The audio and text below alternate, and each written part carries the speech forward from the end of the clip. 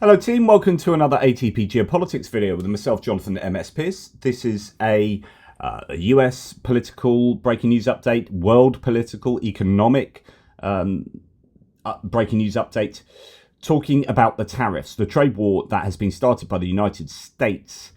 And what I want to do in this video, eventually we're going to discuss how these tariffs are not reciprocal tariffs. It might say they are. I mean, they are in a very loose sense. They are reciprocating.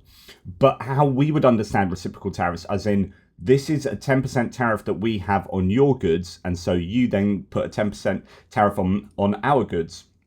You are matching it, or you are using the level of our tariffs to calculate the level of your tariffs. There's some reciprocity there. That is not what is happening. The calculation has actually nothing to do with the tariff level of the countries involved.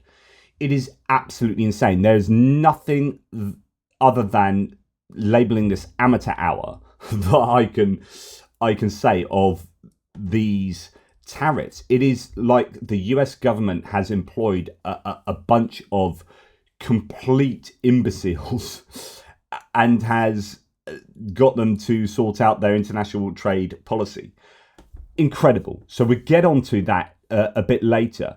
But the long and short of it is that even if there were tariffs that were lower than 10% or 0% tariffs or whatever, the US has applied a minimum 10% to those countries. So as you can see there, lots of 10% across these lists.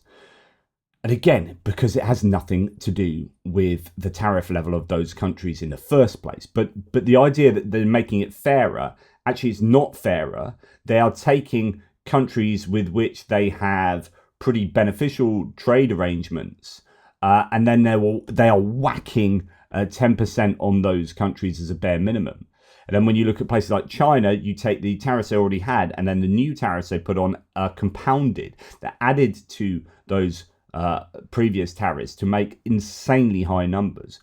But part of the insanity of these tariffs is that they've been applied to islands that have no inhabitants. Heard of McDonald Islands?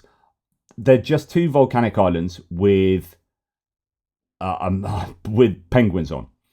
And the US has taken the time to apply tariffs to them. You got the Jan Mayen Islands, has just a runway and in snow, but no inhabitants. They've been whacked with that landmass has been whacked with tariffs. You've got then small islands like Tokelau that have just a few hundred people that don't have anything to do with exporting. They've been hit with tariffs. You got the Falkland Islands being smacked with huge tariffs, even though they're part of the UK. You've got other territories like Norfolk Island getting slapped with tariffs that don't accord with Australia. It's just the utter insanity going on with these tariffs. Anthony Albanese, the Australian Prime Minister, said Norfolk Island has got a 29% tariff. I'm not quite sure that Norfolk Island, with respect to it, is a trade competitor with the giant economy of the United States. But that just shows and exemplifies the fact that nowhere on earth is safe from this. And we're going to talk about how these are calculated, and it is incredibly weird. But the response from the world at the moment seems to be, hey, let's hold on, let's wait to see how this turns out. We're going to do negotiations, and then if negotiations don't work, we're going to retaliate. That's what Ursula von der Leyen's broadly said. The global economy will massively suffer. Uncertainty will spiral and trigger the rise of further protectionism. It's a major blow to the world economy, but the EU is preparing countermeasures that will apply if negotiations fail. But the problem is you've got probably hundreds of nations and entities wanting to do negotiations with the US. The US will not have the personnel to be able to do these high-level negotiations. You've got literally every country on earth clamoring to speak to the US. US may not care about that, right? But it is just chaos. Some people saying that actually chaos is what's been intended. You've got countries like Israel, as I mentioned in the live stream last night. They had removed all their tariffs on the US the day before. And then the US came back and slapped 17% tariffs on then, so higher than the 10%. Israel removed all their tariffs on US goods yesterday and still received a 17% reciprocal tariff, which has caused the economic officials to be stunned by the US decision to impose that. Quote, "We are in shock. We were sure that the decision to completely cancel tariffs on imports from the US would prevent this move, but it didn't happen." Just shocked by that, and it's because there appears to be very little rhyme or reason or just bizarre rationale behind what is going on. So Trump very explicitly called these reciprocal tariffs, said this was Liberation Day, yet you've got Russia and Belarus excluded from these tariffs, even though Ukraine is on the tariff list. So lots of people go, hey, hang on, what's going on there? You've had then people like Scott Bessent and others saying that actually Russia wasn't on there because they're sanctioned. Well, how come Iran is on there? So even when they give their reasons for their decisions, their reasons show either double standards or are just completely irrational. Just utterly bizarre what has been taking place. As mentioned there, Russia's not on Trump's new reciprocal tariffs list, neither under the 10%. But they said we don't do trade with Russia. It's not meaningful trade. But they actually do trade still with Russia, even though they are sanctioned. So, yeah, their rationale does not make sense. And then they've hit Taiwan with pretty massive tariffs. They've expanded their attack, the Americans, on those that America's enemies have on their acquisition list, no longer just hitting Ukraine for Putin, but now hitting Taiwan for China. US's only ally is now Russia, it seems. Incredible. Although they didn't tariff North Korea. So New Zealand will face a 10% baseline tariff on all imported goods. So now we're going to start getting towards understanding what's going on with the figures. So a baseline tariff on all imported goods into the US as part of Donald Trump's sweeping worldwide tariffs announcement. The announcement has puzzled New Zealand, which says the US administration's claim that New Zealand imposes a 20% tariff on US goods does not add up. Roughly 75% of goods from the US into New Zealand have low or no tariffs. So here's the first problem, is that how do you work out a single figure for tariffs anyway? Like, even if their sheets are to be taken seriously and he has, say, 29% of tariffs, is that worked out by all goods? So say you've got 100 goods, right? And each of these things have differing tariffs from 0% to maybe 100%, right? You have 100 goods coming into New Zealand and they put tariffs on, say, 12 of those goods. Should the average tariff take account of the 88 goods that have 0 on them? Do you just make the average of the 12 goods that do have tariffs? Then what about if some of those goods you're importing, of those 12 that you're importing, or of all 100 that you're importing, they have differing amounts, right? So it's like, actually, of those 12 goods, some of them we only import 5 units, and some of them 1 million units, and some that have 0%, 2 million units, 12, 16, 105.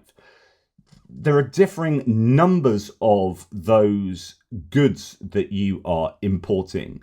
And then when you put tariffs on them, they get different amounts of money per unit or overall. So, we are importing, 16 of these items, and we've put a 50% tariff on them, and that gives us $1,000, right? And then we're importing 2 million of these things, and we only put a 1% tariff on them, but because of the cost of the price of those goods, it's giving us like $600,000 of tariff income. So how does that get computed into just a single number that says New Zealand is 29% tariff? It's just, it's so simplistic already. But by the way, that's not what's happening anyway.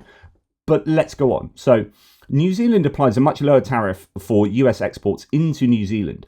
I've asked officials to clarify, but we don't have a 20% tariff, New Zealand's Trade Minister Tom McClay told media on Thursday.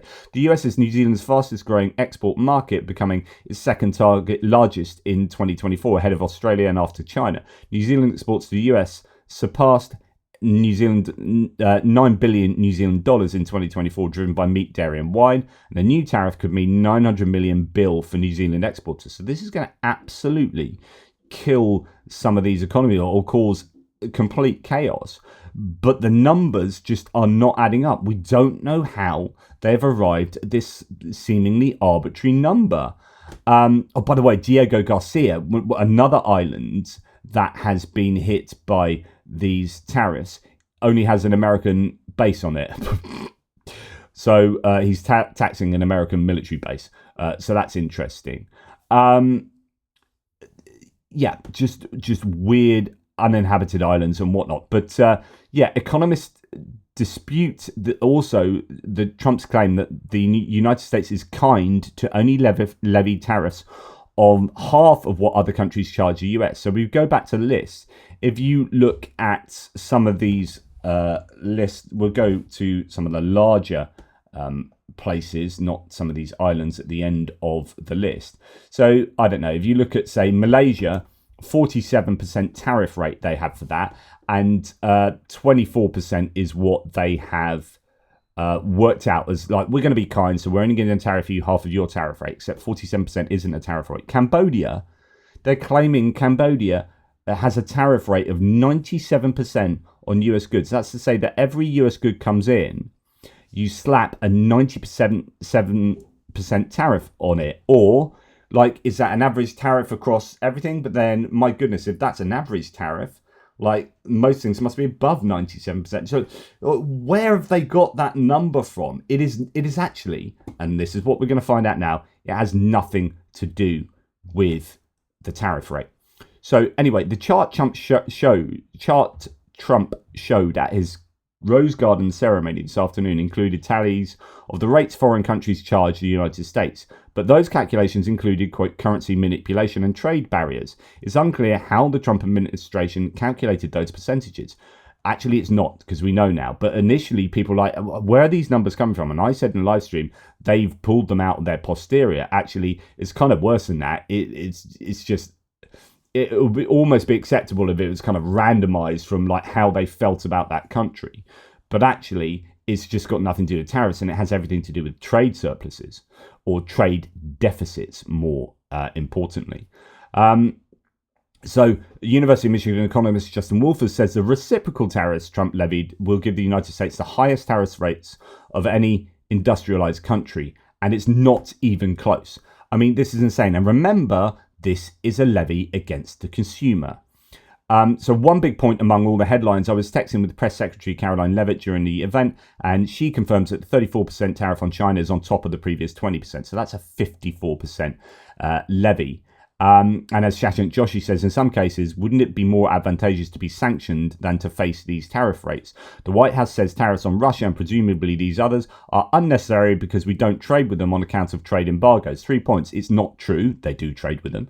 2, Iran and Syria are heavily embargoed but still got tariffs. And 3, Trump put tariffs on several uninhabited islands.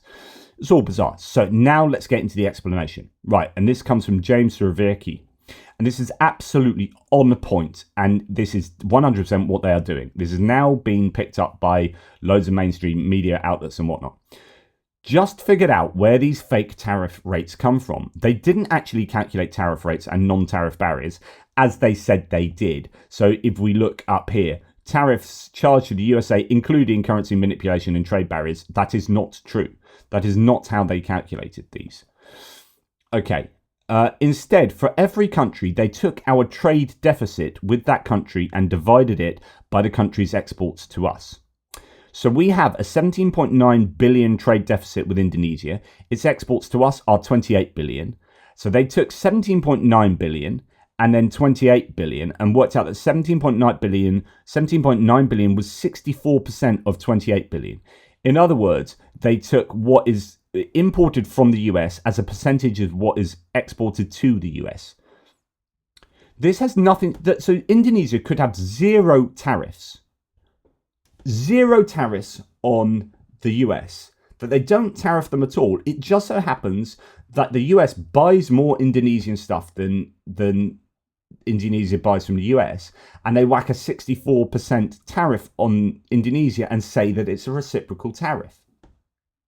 But it's not a reciprocal tariff. It's a reflection of the trade deficit. And when there's a trade surplus, So when the country is actually exporting more to the US, so this is what the US want. They say, we want more of this, when the US exports more to that country, which is what they want. We're exporting more stuff to country A. Like, we are exporting way more than we buy off them. That's what we want. We want to be selling more. We don't want to be buying anyone else's stuff.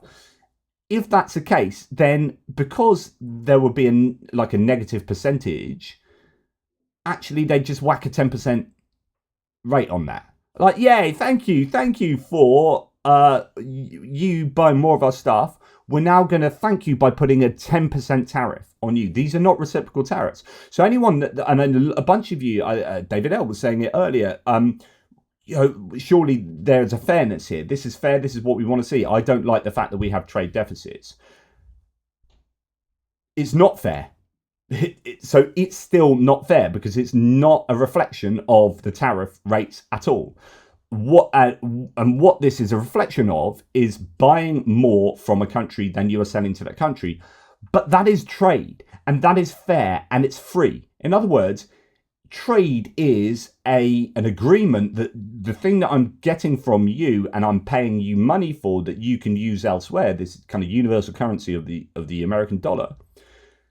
We are doing a trade where I find that this is worth what I'm paying you. Otherwise, I wouldn't pay you. Trade is like a free exchange where everyone agrees on that value. You're not forcing me to, in most cases, how we understand trade, you're not forcing me to do that. I am giving you the money that I think it's worth in this context. And it just so happens that we in the US like to buy a bunch of that stuff because we want that stuff. And it just so happens that you freely don't want as much stuff from us. That's not negative or positive. Trade surpluses and trade deficits shouldn't convey a kind of moral judgment. It's just like, when I go to my local one-stop shop, I'm buying more stuff than they're buying off me. That's the way, that's the way it is. I don't find that unfair. Like, I have a trade deficit with One Stop. They don't buy anything off me. So what? It's like, I want that stuff. I've gone and bought it. They don't want any of my stuff. They don't want to buy any patches off me. So be it. I am getting value from what I buy. Otherwise, I wouldn't buy it. I wouldn't go to One Stop and buy my milk from there at that price if it wasn't something that I found was suitably at the correct value. So let's go on. He says, Trump claims is a tariff rate Indonesia charges us 64%, but it's not. It's the exports divided by the imports, or whichever country, and then divided by 2. Just to be fair, what extraordinary nonsense this is, he says. And it absolutely correct there. Just it beggars belief, doesn't it? Okay, let's look a little bit in more detail. He goes on to say, even given that it's Trump, I cannot believe they said, we'll just divide the trade deficit by imports and tell people that's the tariff rate.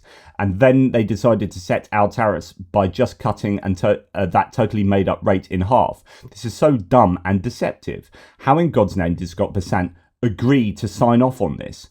And he said this tweet that he just stated is correct, but it's actually worse than I thought. In calculating the tariff rate, Trump's people only use the trade deficit in goods and not in services, which is massive because actually the US sells loads of services abroad. And if you calculate that, the services on top of goods, they would indubitably have a trade surplus in many cases, which should bring those trade tariffs down to 10%, or really, if they're properly reciprocal, they'll be negative, or they wouldn't do anything about, they wouldn't put any tariffs on. So it's just insane. So even though we run a trade surplus in services with the world, those exports don't count as far as Trump is concerned. So he's cherry picking what is exported, what is imported, etc., etc. Well worth checking out James Suraviecki here and all his thread. So let's see a couple more comments. I know we totally made up the tariff rates. We said you are charging us, which means the tariff rates we're imposing on you have no connection to reality, but just accept this and see how it goes, is how he interprets Scott Bessant saying his advice to every country for now is do not retaliate, sit back and see how it goes. Just a few more points from James Riviecki here. Calling tariffs regressive taxes that will fall most heavily on working and middle-class Americans, the vast majority of whom do not work in manufacturing and reap no benefit from US exports. Class warfare is just tired nonsense. It's not 1956. A small fraction of American workers working in manufacturing today and manufacturing jobs are not on average better paid than other working class jobs. And even if companies open more factories here, those factories will be highly automated and create relatively few jobs. Tariffs today effectively require working and middle-class people to pay taxes to subsidize a small number of manufacturing jobs, while also hurting the large number of people who work in American businesses that rely on imported inputs. Tariffs are just bad for the economy. You've got to understand this. As well, what else? So this is fascinating. So then the White House came back to James Riviecki. This is truly amazing. Deputy White House press secretary is claiming that I'm wrong and that the tariff rates on Trump's chart were calculated by literally measuring every country's tariffs and non-tariff trade barriers. To prove it, he screenshots a formula the USTR says was used to calculate the reciprocal tariffs we imposed on other countries. And when you back out the Greek symbols, what is that formula? Trade deficit divided by imports, exactly what I said it was. I don't know if the deputy press secretary was misinformed or was just being misleading. Either way, the Trump administration did not, quote, literally calculate tariff and non-tariff barriers to determine the tariff rates it's imposing on other countries. As I said, it divided our trade deficit with the country by our imports with that country and then multiplied it by 0.5 divided by 2 because Trump was being lenient. Oh, and if our trade deficit imports with the country is less than 10%, or we have a trade surplus with that country, Trump slapped a flat 10% rate on that country. Wow. So basically, the Trump administration doesn't understand what it's doing. It's saying that the way they calculated it is what they literally given the formula, which is exactly what James Riviecki has said it is, and then claimed that actually that formula represents something else. No, we literally calculated tariff and non-tariff barriers. And then he gives this, I'm not going to read it out, but this is a basic approach. And then James points out that that is indeed exactly what he said it was. Then you get this, which is an acceptance that James Riviecki was right. So the White House has now confirmed, this is insane. This is the New York Post. The specific, quote, reciprocal tariff rate was half of the current trade imbalance because, quote, the president is lenient and wants to be kind to the world, a Trump aide told reporters. Quote, the numbers for tariffs by country have been calculated by the Council of Economic Advisers based on the concept that the trade deficit that we have with any given country is the sum of all trade practices, the sum of all cheating. A White House official said, calling it the most fair thing in the world. Of course, it's not fair because when there's a trade surplus, they put a 10% tariff on that country.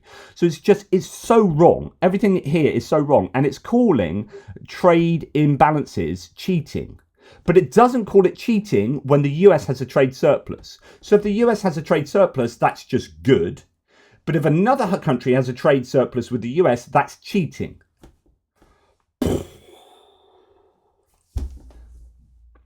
And it's not. Don't attach a moral evaluation to that.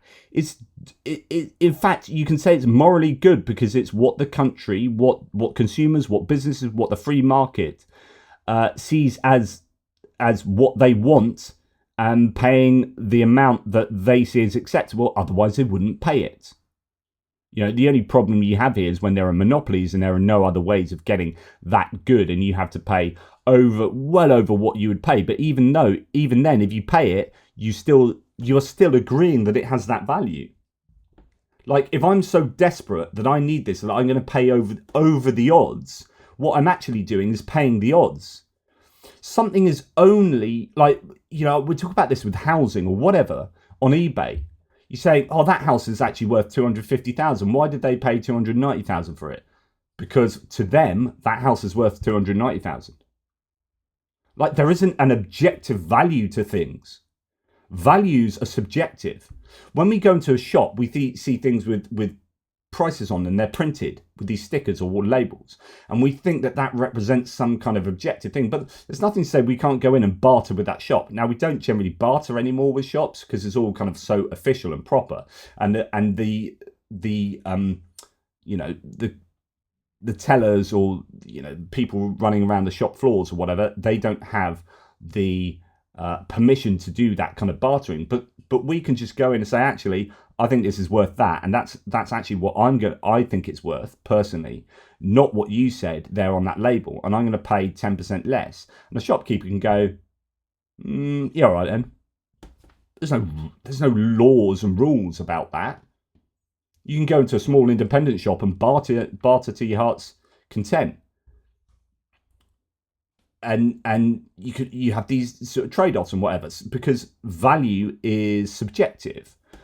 And any country or entity or person that is buying stuff from another country is paying what they think is the right amount, even if they tell you it's too much. But they're still paying for that rate for that good. So it is still kind of de facto the value they think it is. Otherwise, they simply wouldn't do it. And the different levels of how you value things.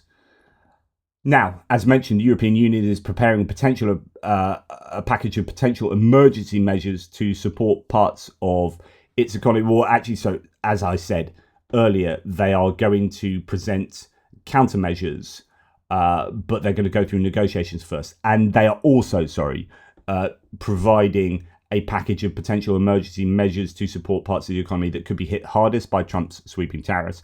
And I assume many countries are going to be putting things in place to support particular sectors that are going to be most hit by this trade war. You might see other countries just get together and help each other out. There could be a greater unity from, say, countries like Canada with the EU, Canada with the UK, UK with the EU, Norway with the EU, Norway with the UK, Australia, Japan, as all of these countries try and mitigate the impact of the tariffs that the US has imposed. But again, just like it's just chaotic. And I think this interview with Scott Bessent, the Treasury Secretary, so he's the kind of guy that should have been the person that signed this all off. Just get a sense of how little he kind of knows, or how little he appears to be involved. Plans for conversations or a trip to Beijing? Nothing imminent. When it comes to this negotiation, April 9th, these tariffs come in place. Do you plan on having negotiations before that date? Again, I'm not part of the negotiations, so we'll see. I am sure that there are going to be a lot of calls. I just don't know if there are going to be negotiations. The president had this huge chart showing all of the different rates. Canada and Mexico notably missing on that chart. Why is that? I'm not sure. Not sure. Okay, I imagine that has to do potentially because they're already in negotiations previously with the 25%. Plans for... And what annoys me, and I say this all the time, about journalists, reporters, she's got a question, she's cycling through her questions. Hang on, like that last question, she then answered for him. She said, I presume it's because of this. No, I would be like, why don't you know? This is your thing, right? This is your department. Why don't you know that basic question? Why are Canada and Mexico missing off the list? Don't just suppose as a reporter, because you cover up his ineptitude. It's just not good enough. He was stumbling through that, stammering, not having the requisite knowledge. I mean, it's poor. The analyst here says 47, so Trump has never understood what tariffs are and what they do. Not only is a calculation which includes uninhabited penguin colonies, and I wish I was joking, ludicrously calculated. It's a vast implications for every country on the planet. Americans will not afford imported products. They don't buy them, but they also have few domestic alternatives, suggesting that they have to buy those. Instead, most don't. So it harms domestic industry as much as it does international. When it comes to foodstuffs, and the US imports a good deal of its food, the prices will just rise. Those exporting to the US lose business, so it crashes their industry and brings down economic activity further, and so the cycle goes. However, entities like the EU Plus have it in their power to look to other markets, which ameliorates some of what is happening. Ultimately, Trump thinks that tariffs force reindustrialization at home. This only happens after years of pain, and only in a few instances. And labor costs mean that cheaper imported products, even with tariffs, become a problem without higher tariffs. Industry is only viable while protected and only serves domestic markets. It's too expensive to export and faces retaliatory tariffs. Again, all tariffs did in the 1930s would make things worse. The irony is that when it comes to manufactured goods, American products are so poor, little is imported anyway. Who buys American-built cars, clothes? This is an idiot's war. So it's pretty harsh at the end there. But I was looking at what some of the unions have said. So, for example, the auto union, United Auto Workers Union, or the Union of Auto Workers, UAW, has been broadly in support of the tariffs because they think it's going to bring back manufacturing to the US, and it might well do. But other unions have been like, we're going to wait and see, because actually what we are particularly worried about is workers' rights. And if it brings back jobs where these workers have good workers' rights, and that's good, but at the same time, the government has been stripping out, they've been deunionizing, they've been stripping out legislation to protect workers and consumers, by the way. And so you've got to understand these tariffs in a wider context of massive deregulation, deunionization, and stripping away of rights. You might think, yeah, brilliant, let's get all these workers back into the US, but these are going to be poorly paid, poorly supported workers who will be taken advantage of by the employers. So just be very wary about that.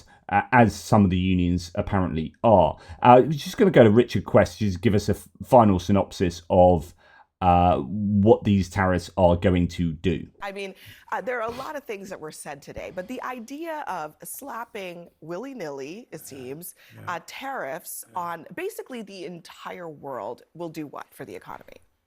It will send it into reverse. Let there be no doubt about this. The president said today a whole load of economic nonsense, things that we know simply will not happen. He talks about it being great for the economy and it's going to boost growth. It will not. Look, I've studied this a million which ways upside down, and many of the people in that rose garden know it. The president conveniently forgot about the Payne-Aldrich Act of 1910. He ignored the Fort Macomber Act of 1910. He went straight through smoke hauling. And then he gets to this nirvana where billions of dollars are going to come in. Where does he think these billions are coming from? They're coming from importers. Importers will pay because they get something known as a customs schedule when the goods come off the boat. And that is an invoice, and the importer pays. And the importer passes it to the wholesaler. The wholesaler passes it to the distributor. The distributor, get your wallet out, passes it to you. All right. So. And there you go. This is a tax on the electorate, on the consumers in the United States. And the reciprocal tariffs have nothing to do with the tariff rates of the other countries. It has a huge connection to the budget deficit, if there is one. But if there's a budget surplus, then you get a minimum of 10%. And that's it. These are not reciprocal tariffs. They just are not. And please, anyone that's come out and said, I really think, reciprocal tariffs are fair. Well, you may well think they're fair, but these aren't reciprocal tariffs, and they are not fair. Iran closes its airspace in preparation for a war with the US, Mayor reports, citing the country's government. According to the newspaper, Iran is increasing the level of readiness of its troops, bringing the army to the highest level of combat readiness. China has also promised to support Iran in countering US strikes and military actions. Why am I saying this at the end of the video? My prediction is that the US will start a war with Iran, given the trade war with the rest of the world, to try and distract from that. It's a classic rally round the flag, as his Approval rating is tanking. Again, he had the lowest rate. His approval rating dropped yesterday again. We have seen some elections to show a real shift in voter sentiments. He is underwater on tariffs and the economy. We already know that. And this is going to add to his woes. I fully expect him to start bombing Iran soon. Iran are expecting it. He's got bombers in Diego Garcia, which is an island that's just had tariffs slapped on it. And the chaos that you see in the world, economically speaking, and also internally, domestically in the US, will be a distraction, will be an issue that the US will try very hard to distract the electorate away from their gaze and their focus on all the chaos that's going on here and with trade wars around the world and hurting their pocket in terms of everything being more expensive. That will all be blown out of the media cycle by bombing Iran and the potential for a third world war. Mark my words, I think it will happen. Anyway, that's enough from me. Take care, guys. Speak soon.